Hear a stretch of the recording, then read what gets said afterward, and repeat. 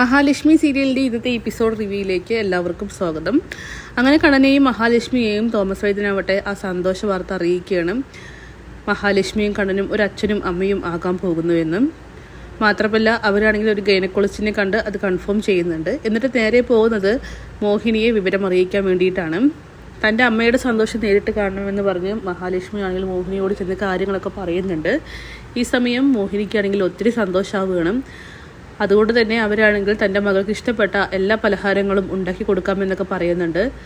എന്തെങ്കിലും ഡൗട്ട് തോന്നുമ്പോൾ എന്നൊക്കെ മഹാലക്ഷ്മി ആണെങ്കിൽ മോഹിനിയോട് ചോദിക്കുമ്പോൾ കുറേ നാളുകൾക്ക് ശേഷമല്ലേ നീയും കണ്ണനും ഇങ്ങോട്ട് വരുന്നത്, അതുകൊണ്ട് നിനക്ക് ഇഷ്ടപ്പെട്ടുള്ള പലഹാരങ്ങൾ ഉണ്ടാക്കുകയാണെന്ന് പറഞ്ഞാൽ മതിയെന്ന് മോഹിനി പറയുന്നു. മുത്തശ്ശിയും കരുണയും കണ്ണനെ വേണ്ടുവോളം കുത്തി നോവിക്കുന്നുണ്ട്. കണ്ണനെ മാത്രമല്ല മഹാലക്ഷ്മിയെയും. എന്തായാലും മഹാലക്ഷ്മി ആണെങ്കിൽ മുത്തശ്ശിയുടെ വായ താൽക്കാലികമായിട്ടൊന്ന് അടയ്ക്കാനായിട്ട് പ്രതാപൻ്റെ അയൊരു ചെയ്തിയെക്കുറിച്ച് എടുത്തിടുകയാണ്. അതായത് കണ്ണൻ്റെ അച്ഛനെ കൊന്ന കേസ് അത് താൻ പുറത്താക്കുമെന്നും പറയാതെ പറയുന്നുണ്ട്. ഇത് കേൾക്കുമ്പോൾ തന്നെ മുത്തശ്ശിയാണെങ്കിൽ ഒന്ന് നിശബ്ദയാവുകയാണ്. എന്തായാലും പിന്നീട് മുത്തശ്ശിയും കരുണയും ചേർന്ന് അറ്റാക്ക് ചെയ്യാനായിട്ട് പോകുന്നത് മോഹിനിയെ തന്നെയാണ്. അതായത് എന്തിനാ ഇത്ര പലഹാരങ്ങളൊക്കെ ഉണ്ടാക്കുന്നത്, ഇവള് ഗർഭിണിയൊന്നുമല്ലല്ലോ, ഇങ്ങനെയൊക്കെ കഴിക്കാൻ വേണ്ടിയിട്ടെന്നൊക്കെ ചോദിച്ച് കരുണയാണെങ്കിൽ കുറ്റപ്പെടുത്തുമ്പോൾ അത് പിന്നെ എൻ്റെ മോൾക്ക് ഇഷ്ടപ്പെട്ടുള്ള പലഹാരങ്ങൾ ഉണ്ടാക്കുന്നു എന്ന് മാത്രം. ഇവളെ ഇങ്ങോട്ട് വരുന്നത് തന്നെ തനിക്ക് ഇഷ്ടമല്ല എന്നൊക്കെ കരുണ പറയുന്നുണ്ട്.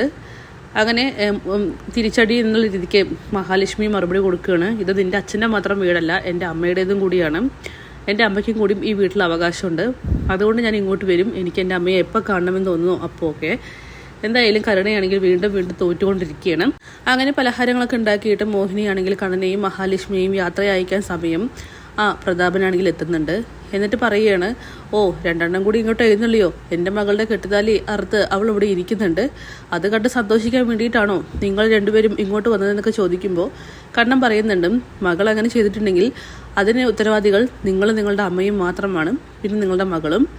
എന്തായാലും അതിനൊന്നും ഞങ്ങൾ ഉത്തരം തരേണ്ട ആവശ്യമില്ലെന്നൊക്കെ കണ്ണൻ പറയുമ്പോൾ നീ വല്ലാതെ അഹങ്കരിക്കൊന്നും വേണ്ട, നീ നിൻ്റെ ഭാര്യയെയും കൂട്ടിയിട്ട് ടൂർ പോയത് എൻ്റെ മകളെ ചൊടിപ്പിക്കാൻ വേണ്ടിയിട്ടില്ല എന്നൊക്കെ ചോദിക്കുമ്പോൾ എനിക്ക് എൻ്റെ ഭാര്യയെയും കൂട്ടിയിട്ട് ടൂർ പോകാനായിട്ട് പാടില്ലേ എന്നൊക്കെ ഇങ്ങനെ കണ്ണൻ ചോദിക്കുന്നുണ്ട്.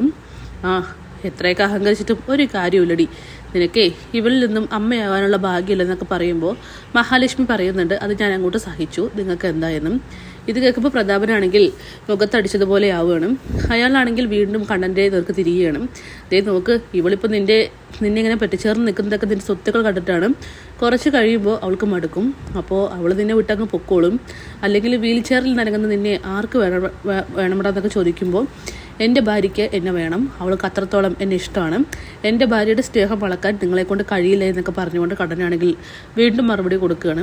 പിന്നീട് മോഹിനിയോട് പറയുന്നുണ്ട്, ഇനി ഇവർക്ക് മറുപടി കൊടുത്തു നിൽക്കാൻ ഇവിടെ സമയമില്ല, ഞങ്ങൾക്ക് ഒന്ന് രണ്ട് സ്ഥലങ്ങളിലേക്ക് പോകാനുണ്ടെന്ന് പറഞ്ഞുകൊണ്ട് മഹി വാ എന്ന് പറഞ്ഞ് കണ്ണനാണെങ്കിൽ മഹാലക്ഷ്മിയെയും വിളിച്ചിട്ട് പോകുന്നു. അങ്ങനെ നേരെ അവരെത്തുന്നത് നമ്മുടെ മാർക്കോയെയും അനന്തുവിനെയും ലേഖയൊക്കെ തന്നെ കാണാൻ വേണ്ടിയിട്ടാണ്.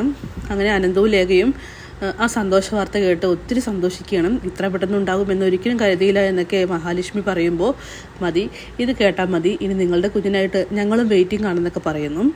ഇതൊരു ആഘോഷമാക്കണം, ഒരു പാർട്ടിയൊക്കെ വേണമെന്നൊക്കെ അനന്തവും ലേഖയും തീരുമാനിക്കുകയാണ്. എങ്കിൽ പിന്നെ ഞങ്ങൾ മാർക്കോയെയും കൂടി ഈ വിവരം അറിയിക്കട്ടെ, അവനും ഒരുപാട് കഷ്ടപ്പെട്ടതല്ലേ എന്നൊക്കെ പറഞ്ഞ് കണ്ണനാണെങ്കിൽ മാർക്കോയെയും ഈ വിവരം അറിയിക്കുകയാണ്.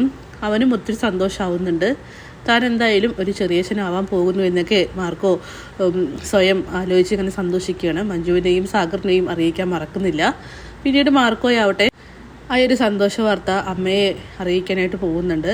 മഹാലക്ഷ്മിക്ക് ഒരു കേടുപാടുകളും കൂടാതെ സുഖപ്രസവം തന്നെ നടക്കില്ലേ എന്നൊക്കെ അമ്മയോട് മാർക്കോ ചോദിക്കുമ്പോൾ അത് പിന്നെ തനിക്ക് പറയാൻ കഴിയില്ല എന്നുള്ള രീതിക്കാണ് അമ്മയുടെ മറുപടി. എന്തായാലും അത് കേൾക്കുമ്പോൾ മാർക്കോയ്ക്ക് ചെറിയൊരു വിഷമമൊക്കെ തോന്നുന്നുണ്ട്. എന്തായാലും മഹാലക്ഷ്മി ആണെങ്കിൽ അന്ന് രാത്രി കിടക്കുന്ന സമയത്ത് ഒരു സ്വപ്നം കാണുകയാണ്. അതായത് നിറവേറമായിട്ട് നിൽക്കുന്ന മഹാലക്ഷ്മി അവളാണെങ്കിൽ കലണ്ടറിൽ പോയിട്ട് തൻ്റെ കുഞ്ഞു വരാനുള്ള ദിവസം തൊട്ടിങ്ങനെ നിൽക്കുന്നു. കണ്ണം വന്ന് നോക്കുന്നുണ്ട്, എന്താലോചിച്ച് നിൽക്കുക, നമ്മുടെ കുഞ്ഞു വരാൻ ഇനി കുറച്ച് ദിവസങ്ങൾ കൂടിയുള്ളൂ എന്നൊക്കെ കണ്ണനോട് പറയുകയാണ്. എന്തായാലും കുഞ്ഞു വന്ന് അവരാണെങ്കിൽ കുഞ്ഞു മൊത്തം സന്തോഷത്തോടെ കഴിഞ്ഞു പോകുന്ന നിമിഷങ്ങളെക്കുറിച്ചാണ് മഹാലക്ഷ്മിയും കണ്ണനും വീണ്ടും സ്വപ്നം കാണുന്നത്. അപ്പോഴാണ് ശത്രുക്കളായിട്ടുള്ള മേഘനാഥനും കരുണയും പ്രതാപനും മുത്തശ്ശിയും ഉണ്ണിയൊക്കെ തന്നെ ആ കുഞ്ഞിനെ കൊല്ലാൻ വേണ്ടിയിട്ടുള്ള പ്ലാനിങ് ഇടുന്നത്. ആ കുഞ്ഞ് ഈ ഭൂമിയിലേക്ക് വരരുതെന്ന് പറഞ്ഞുകൊണ്ട് കുഞ്ഞ് ജനിക്കുന്ന ഡേറ്റ് തൊട്ട് നിൽക്കുന്ന കരുണയാണ് കാണിക്കുന്നത്. എന്തായാലും മഹാലക്ഷ്മിയുടെ ഒരു ദുർസ്വപ്നം മാത്രമാണത്. അങ്ങനെ മേഘനാഥൻ പറയുന്നുണ്ട്, ഇനി ആ വിത്ത് ഈ ഭൂമിയിലേക്ക് മുളച്ച് വീഴരുതെന്നൊക്കെ പറഞ്ഞ് ആ കുഞ്ഞിനെ ഇല്ലാതാക്കാൻ തന്നെയാണ് അസുര വിത്തുക്കളുടെ തീരുമാനം. എന്തായാലും മഹാലക്ഷ്മിയുടെ ആ സ്വപ്നം ഒരു പേടി സ്വപ്നം തന്നെയാണ്. നടക്കാൻ പോകുന്ന, അല്ലെങ്കിൽ ശ്രദ്ധിച്ചിട്ടില്ലെങ്കിൽ നടക്കാൻ ചാൻസ് ഉള്ള സ്വപ്നം തന്നെയാണ് മഹി കണ്ടിരിക്കുന്നതും. അപ്പോൾ കാത്തിരിക്കാം കിടിലൻ എപ്പിസോഡ്സിനായിട്ട്. Bye bye.